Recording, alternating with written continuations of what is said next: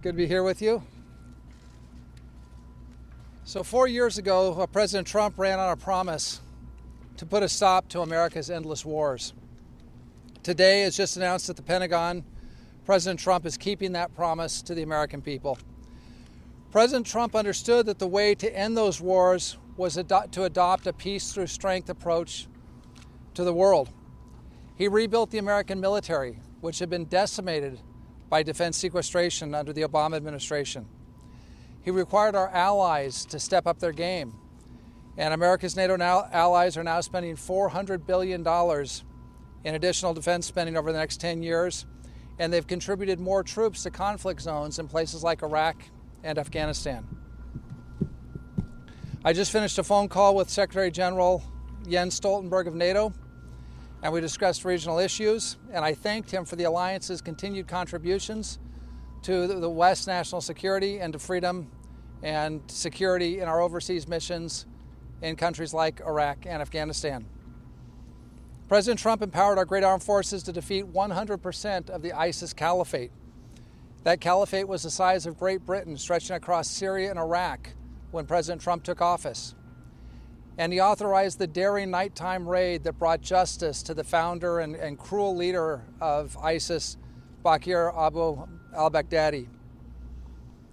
Under President Trump, the U.S. military and intelligence services have wiped out most of the al-Qaeda leadership, striking that organization which perpetrated 9/11 in Mali, Yemen, Afghanistan, Syria, and other locales.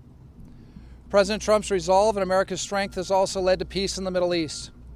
From the historic Abraham Accords to the peace deal with the Taliban that has led to inter-Afghan negotiations, the world is safer because of the Trump administration's policies. Moments ago, Acting Secretary of Defense Miller announced major troop reductions in Afghanistan and in Iraq. Effective January 15, 2021, American troops in both countries will go to 2,500 personnel. Those troops will defend our embassies and the other agencies of the U.S. government doing important work in those countries. They'll enable our American allies in their important missions in those countries. They'll defend our diplomats, and they'll deter our foes. By May, it is President Trump's hope that they will all come home safely and in their entirety. I want to reiterate that this policy is not new. This has been the President's policy since he took office, and it's a policy that I talked about specifically with these numbers at the University of Nevada, Las Vegas in October. So it's appropriate at this time to again thank our soldiers, sailors, airmen, Marine, and Coast Guardsmen, and especially their families, and especially those families of our fallen heroes and of our wounded warriors.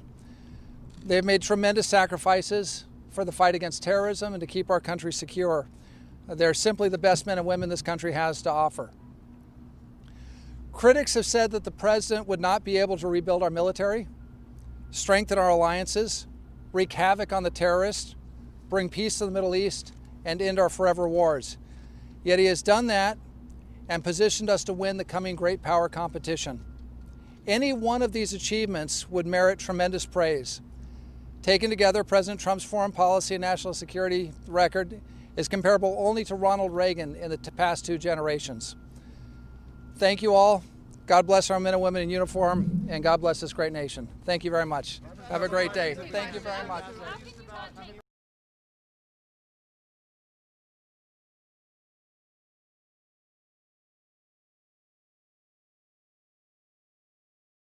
The biggest stories the moment they happen from around the globe. Subscribe to Bloomberg Quick Take now for insight in an instant.